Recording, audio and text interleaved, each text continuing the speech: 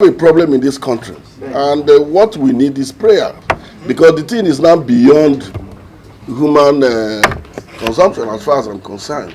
Because even the government itself at the national level, they are helpless. They are not doing anything.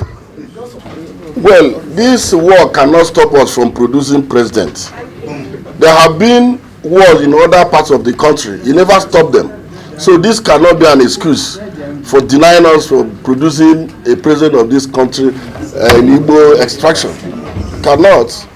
So let nobody don't hide under the security situation. No, it is the turn of the Southeast, and it is the turn of the Southeast if they want Nigeria to still remain one. Thank you. Thank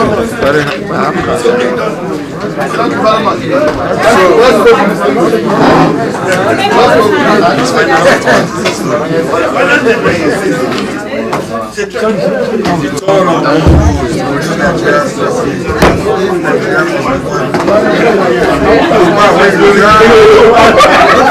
I know what I'm looking for.